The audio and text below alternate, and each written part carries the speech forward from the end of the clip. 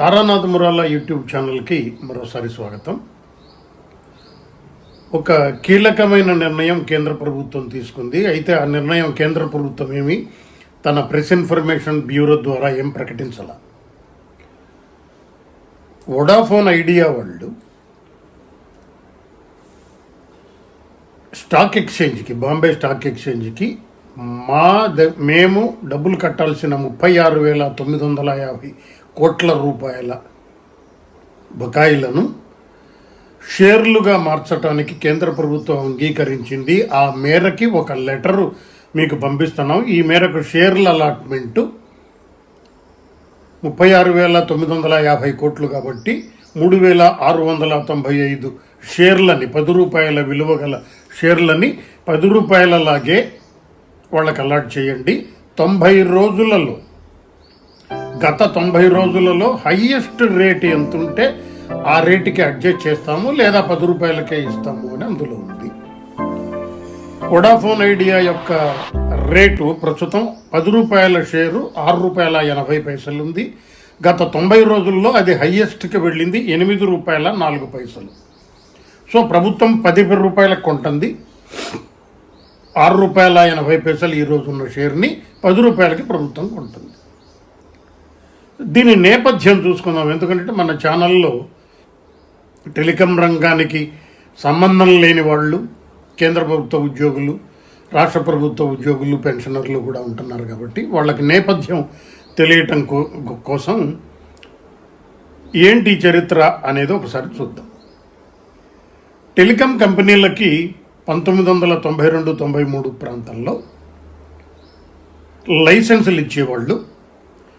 Licence feed సంవత్సరానికి ఇంత అని డబ్బులు కట్టాల్సి వచ్చేది. లైసెన్సుతో పాటు స్పెక్ట్రమ్ ఫ్రీగా ఇచ్చేవాళ్ళు. అయితే 1998-99లో టెలికాం కంపెనీలు అప్పటికి ఇన్కమింగ్ ఛార్జెస్ వసూలు చేస్తున్నాయి. అయినా సరే మాకు లాస్ వచ్చింది, ఇన్ఫ్రాస్ట్రక్చర్ డెవలప్మెంట్ కోసం మాకు బోల్డ్ అంత ఖర్చు అయిపోయింది, ఈ లైసెన్స్ ఫీజులు మేము కట్టలేకపోతున్నాం అని ప్రభుత్వానికి విన్నపం చేసుకుంటే ప్రభుత్వం ఏం చేసిందంటే ఒక చట్టాన్ని, నూతన చట్టాన్ని తీసుకొచ్చింది. ఆ చట్టం ప్రకారం న్యూ టెలికాం పాలసీ అని, ఆ పాలసీ ప్రకారం టెలికాం కంపెనీలు లైసెన్స్ ఫీ కాకుండా రెవెన్యూలో spectrum usage charges, licence fee, రెవెన్యూలో ఇంత పర్సంటేజ్ అని వాటిని ప్రభుత్వానికి కడితే సరిపోతుంది అని చెప్పి టెలికాం కంపెనీలన్నీ ఈ చర్యని ఆహ్వానించినాయి.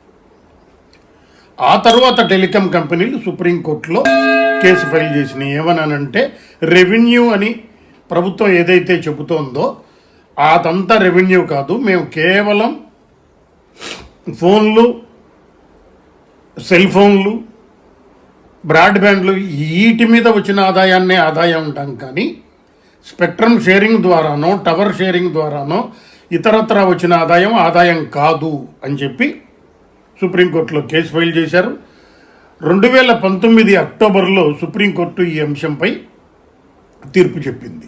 ఏమని అంటే, లేదు, ప్రభుత్వం చెప్పిన నిర్వచనమే కరెక్టు, టవర్ షేరింగో, స్పెక్ట్రమ్ షేరింగో లాంటి ఇతరత్ర ఆదాయాలు కూడా ఆదాయం కిందనే వస్తాయి. మీరు కట్టాల్సిన డబ్బులు ఏవైతే 1,47,000 కోట్ల రూపాయలు ఉన్నాయో అవి మార్చి 2020 లోపల డబ్బులు కట్టండి అని చెప్పారు.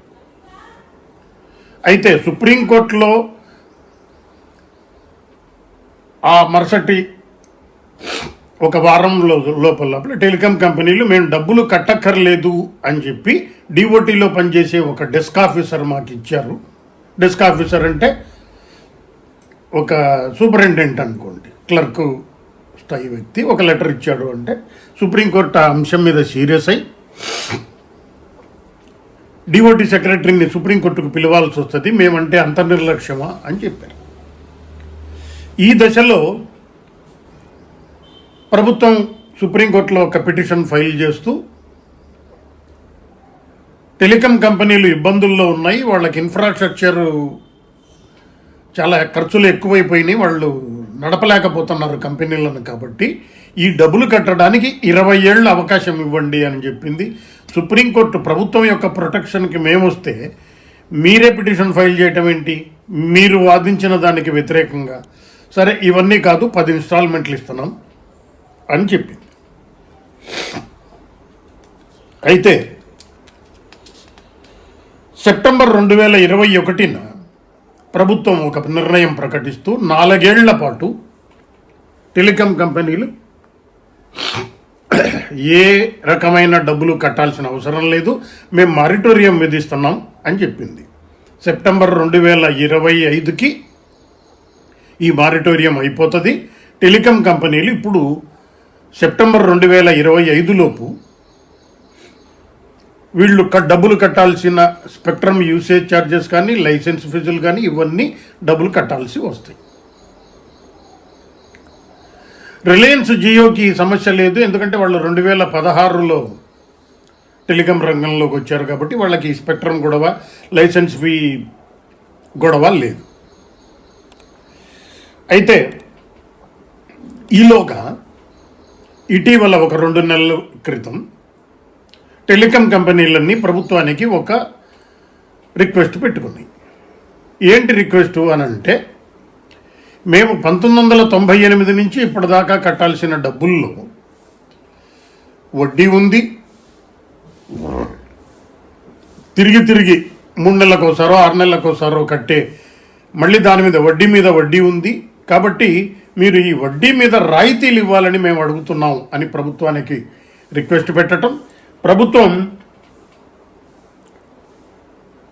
వడ్డీ మీద 50% రాయితీ, పీనల్ ఇంట్రెస్ట్ అంటే తిరగకడతారే పీనల్ ఇంట్రెస్ట్ పూర్తిగా రద్దు చేయడానికి అంగీకరిస్తూ ఒక ప్రతిపాదన క్యాబినెట్ నోటుకి వెళ్ళింది. ఆ క్యాబినెట్ నోటు ఇంతవరకు ఆమోదము పొందలేదు. అట్లని ఆ అంశం మేము యాక్సెప్ట్ చేయలేదు అని ప్రభుత్వం కూడా ఏమీ అనౌన్స్ చేయలే. దాదాపు ఈ అక్రూడ్ ఇంట్రెస్ట్ రద్దు, 50% వడ్డీ రాయితీ ఇవ్వటం మూలంగా ప్రభుత్వానికి 1,02,000 కోట్ల రూపాయలు నష్టపోతుంది. ప్రభుత్వం టెలికాం కంపెనీలకి మేలు జరుగుతుంది ఆ మేరకు అని ఒక అంచనా వేశారు. 1,02,000 కోట్లు. ఈలోగా ప్రభుత్వం ఇంకొక నిర్ణయం కూడా తీసుకుంది. సాధారణంగా కాంట్రాక్టర్లో, పారిశ్రామికవేత్తలో ఏదన్నా టెండర్ తీసుకునేటప్పుడు వాళ్ళ దగ్గర బ్యాంక్ గ్యారంటీలు వసూలు చేస్తారు. ఆ టెండర్ విలువను బట్టి బ్యాంక్ గ్యారంటీ కట్టించుకుంటారు. ఎందుకనంటే అడ్వాన్స్ తీసుకున్న తర్వాత ఆ వర్క్ చేసేటప్పుడు మధ్యలో కాంట్రాక్టర్ వెళ్ళిపోతే వర్క్ ఆగిపోతుంది, ప్లస్ కాంట్రాక్టర్ దగ్గర నుంచి డబ్బులు వసూలు చేయడానికి లీగల్ ప్రొసీజర్ చాలా రోజులు పడుతుంది అన్న ఉద్దేశంతో ప్రభుత్వం బ్యాంక్ గ్యారంటీలు తీసుకుంటుంది. ఇటీవల కేంద్ర ప్రభుత్వం ఒక నిర్ణయం తీసుకుంటూ టెలికాం కంపెనీలు బ్యాంక్ గ్యారంటీ ఇవ్వాల్సిన అవసరం లేదు, ప్రభుత్వం దగ్గర ఉన్న టెలికాం కంపెనీల బ్యాంక్ గ్యారంటీలన్నీ రిటర్న్ ఇస్తున్నాము అని చెప్పి 24,800 కోట్ల రూపాయల బ్యాంక్ గ్యారంటీలను టెలికాం కంపెనీలకి తిరిగి ఇచ్చింది. వడ్డీ రాయితీ ద్వారా 1,02,000 కోట్లు, 24,800 బ్యాంక్ గ్యారంటీలు ఇవ్వాల్సిన అవసరం లేకుండా వాళ్ళకి రిటర్న్ ఇచ్చింది. దీంతో పాటు వొడాఫోన్ ఐడియా ఒక రిక్వెస్ట్ ఏం చేసింది అని అంటే, మేము 36,950 రూపాయలు ఆల్రెడీ డబ్బులు కట్టాలి. దీనికి తోడుగా అడ్జస్టెడ్ గ్రాస్ రెవెన్యూ మీద వచ్చే సంవత్సరం నాటికి 16,500 కోట్లు, స్పెక్ట్రమ్ యూసేజ్ ఛార్జ్ కింద 2,200 కోట్లు డబ్బులు కట్టాల్సి వస్తుంది. రాబోయే 3 సంవత్సరాలలో 40,000 కోట్ల రూపాయలు వొడాఫోన్ ఐడియా ప్రభుత్వానికి వివిధ రూపాలలో డబ్బులు కట్టాల్సి వస్తుంది. కాబట్టి మాకు దీని మీద ఏదన్నా రాయితీ ఇవ్వండి, లేదా మా దాంట్లో వాటాలు తీసుకోండి మీరు అని చెప్పింది. గతంలో వొడాఫోన్ ఐడియాలో ఇలాగే డబ్బులు అప్పు కట్టి మేము కట్టే పొజిషన్లో లేము అని అంటే 34.5% వాటా తీసుకున్నాము అని ప్రభుత్వం అనౌన్స్ చేసింది. కానీ ఈరోజు వోడాఫోన్ ఐడియా స్టాక్ ఎక్స్చేంజ్కి 2 రోజుల క్రితం ఇచ్చిన లెటర్లో ప్రభుత్వ వాటా 22.60% ఉంది అని చెప్పింది. 34%, 22% ఎలా అయిందో నాకు ఆ స్టాక్ ఎక్స్చేంజ్ లెక్కలు తెలియదు. అయితే ఇప్పుడు ఈ 36,950 కోట్ల రూపాయల బకాయిలని షేర్ల రూపంలో తీసుకోవటానికి ప్రభుత్వం అంగీకరించటం వల్ల వోడాఫోన్ ఐడియాలో ప్రభుత్వ వాటా 48.99% ఉంటుంది. అనంటే 100% ఉన్న 100% వాటాలలో 49% దాదాపు ప్రభుత్వానికి ఉంటుంది. ఆదిత్య బిర్లా గ్రూపు, వోడాఫోన్ గ్రూపుకు వీళ్ళందరికీ కలిపి 25.57% ఉంటాయి. మిగతాయి పబ్లిక్ షేర్లలో ఉన్నాయి. ఈ లావాదేవీ వల్ల దాదాపు వోడాఫోన్ ఐడియాకి తన మొత్తం అప్పుల్లో 2 లక్షల కోట్లు దాదాపు అప్పులుంటే 18% అప్పులు తీరిపోతాయి అని ఒక లెక్క. స్టాక్ ఎక్స్చేంజ్ వాళ్ళు ప్రకటించిన లెక్క ఏంటి? 1,02,000 కోట్ల రూపాయలేమో వడ్డీ రాయితీలో 50% అక్రూడ్ ఇంట్రెస్ట్ రద్దు వల్ల, బ్యాంక్ గ్యారంటీలు తిరిగి రావటం వల్ల 24,800 కోట్లు. ఇంతకుముందు ఒక 30,000 కోట్ల రూపాయల షేర్లు కొన్నారు. షేరు వాటా 34% అన్నారు. కానీ ఆ 34% 22.60కి తగ్గిపోయింది. మార్కెట్లో స్టాక్ ఎక్స్చేంజ్లో ఈరోజు చూస్తే వోడాఫోన్ ఐడియా రేటు ₹6.80 ఉంది. సరే, 90 రోజుల్లో హయ్యెస్ట్ రేట్ చూస్తే ₹8.04 ఉంది. కానీ ₹10 షేర్ అలాట్ చేశారు. ₹10 సరే, ఎందుకు ఎక్కువ పెట్టుకున్నారు? మనకు స్టాక్ ఎక్స్చేంజ్లో అంత నాలెడ్జ్ లేదు అని ముందే చెప్పాను. కొంతమంది పెన్షన్ రివిజన్ కేసులో పెడుతున్నప్పుడు దేశ అభివృద్ధి మీకు పట్టదా, మొత్తం పెన్షన్ అంతా మీరే తింటారా, మీకే జీతాలు పెంచాలా లాంటి కామెంట్లు చేస్తుంటారు. వీళ్ళకి పెన్షనర్లకి రూపంలో ఇచ్చే పెన్షను 20,000 కోట్లో 22,000 కోట్లో అయితే ఒక్క బ్యాంక్ గ్యారంటీ రద్దు పేరుతో 24,800 కోట్ల రాయితీ ఇచ్చారు. ఇప్పుడు ఒక 36,950 కోట్లు వాటా తీసుకున్నారు. దాంట్లో ₹10 షేర్ ఉంటే ₹6.80 షేర్ ఉంటే ₹10 కొన్నారు. 1,02,000 వడ్డీ రాయితీలు రద్దు, సగం రిబేటు ఇవ్వటం మూలంగా ఇదొక బెనిఫిట్ ఉంది. ఇన్ని రాయితీలు షెడ్యూల్ 6లో, బడ్జెట్లోని షెడ్యూల్ 6లో పారిశ్రామికవేత్తలకు ఇచ్చే రాయితీలు ప్రతి బడ్జెట్లో 4 లక్షల కోట్ల నుంచి 6 లక్షల కోట్లు ఉంటాయి. ఇవి ప్రశ్నించకండి. ఎందుకనంటే పారిశ్రామికవేత్తలకి మీడియా ఛానల్స్ ఉంటాయి. పారిశ్రామికవేత్తలకి ఏమేమి రాయితీ ఇచ్చాలో మీడియా పబ్లిక్ చేయదు. డిఏ అనౌన్స్ చేస్తే 1,500 కోట్లు 2,000 కోట్లు అయితే డిఏ తినేస్తున్నారు పెన్షనర్లని మాత్రం ఏడవండి.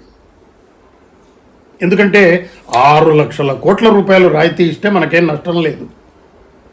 పెన్షనర్లకి డిఏ పెరిగితే మాత్రం చాలా నష్టం జరుగుతుంది దేశానికి అనేవాళ్ళు చాలామంది ఉన్నారు. పెన్షన్ అంటేనే అసలు దేశానికి అరిష్టం అని చెప్పే మహామేతాగి ఉన్నాడు ఒక ఆయన, మీకు తెలుసు పేరు. కాబట్టి ఇవి లెక్కలు.